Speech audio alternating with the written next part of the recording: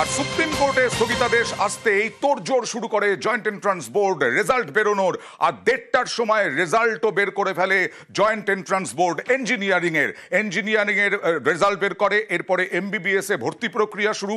কলেজের কি অবস্থা হবে সরাসরি চলে যাব প্রতিনিধি সোমরাজের কাছে।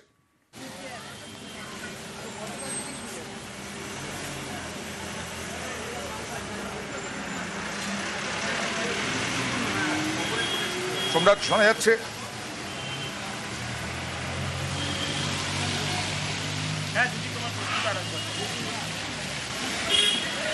সোমরাজ, জয়েন্টের ফল বেরোলো খুব তাড়াতাড়ি, জয়েন্ট ইঞ্জিনিয়ারিং এর এবং ভর্তি প্রক্রিয়া শুরু হবে। কলেজের কি অবস্থা হবে, কলেজগুলোর ভর্তি প্রক্রিয়া?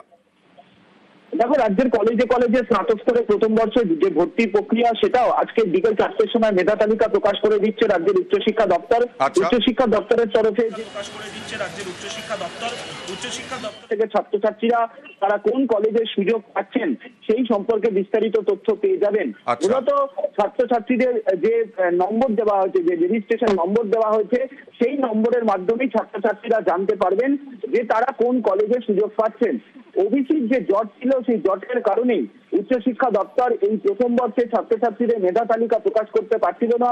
আজ সুপ্রিম কোর্টের প্রধান বিচারপতি বেঞ্চের স্থগিতাদেশ জারি করার পরই রাজ্যের উচ্চশিক্ষা দপ্তরের তরফে জানিয়ে দেওয়া হয়েছে বিকেল 4টের সময় এই মেধা তালিকা প্রকাশ করা হবে উচ্চশিক্ষা দপ্তরের তরফে, এবং সংরক্ষণ ভিত্তিক অর্থাৎ SC, ST, OBC A, OBC B এই তালিকা মেনেই রাজ্যের উচ্চশিক্ষা দপ্তর এই ভর্তির মেধা তালিকা প্রকাশ করবে। এবং ভর্তির মেধা তালিকা প্রকাশের পরই কবে থেকে কলেজে ভর্তি প্রক্রিয়া অর্থাৎ ছাত্রছাত্রীরা অনলাইনে ভর্তি প্রক্রিয়ার সুযোগ পাবেন সেই সম্পর্কে বিস্তারিত তারিখ জানিয়ে দেওয়া হবে।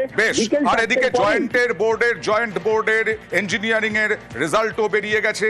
সেখানে প্রথম পাক সার্কাস ডন বস্কোর অনিরুদ্ধ চক্রবর্তী, দ্বিতীয় সাম্যজ্যোতি বিশ্বাস, সাম্যজ্যোতি কল্যাণী সেন্ট্রাল মডেল স্কুলের ছাত্র, তৃতীয় রুবি পার্ক দিল্লি পাবলিক স্কুলের দিশান্ত বসু, চতুর্থ দিল্লি পাবলিক স্কুলের অরিত্র রায়, জয়েন্ট ইঞ্জিনিয়ারিং এ পঞ্চম ত্রিশানজিৎ দলুই, দুর্গাপুর ইন্টারন্যাশনাল স্কুলের ছাত্র এবং এই ত্রিশানজিৎ এবং আরও 5 জনের নাম ঘোষণা করেছে, মেধা তালিকা প্রকাশ করেছে জয়েন্ট এন্ট্রান্সের বোর্ড ইঞ্জিনিয়ারিং এ। আর অনিরুদ্ধ চক্রবর্তী তিনি কি বললেন দেখুন। আমার তো ডিসিশন ছিল যে আইআইটি যাওয়ার, ওই জন্য আমার তো সেরকম সমস্যা হয়নি আর কি। কিন্তু হ্যাঁ, মানে রেজাল্টটা বেরোয়নি আর কি, লিগাল ইস্যুস ছিল, ওই জন্য কি করা যাবে আর। কারণ আমাদের তো অ্যাডমিশন প্রসেস আগেই শেষ হয়ে গেছে না, আমাদের ডিসিশন নিয়ে নিতে হয়েছিল।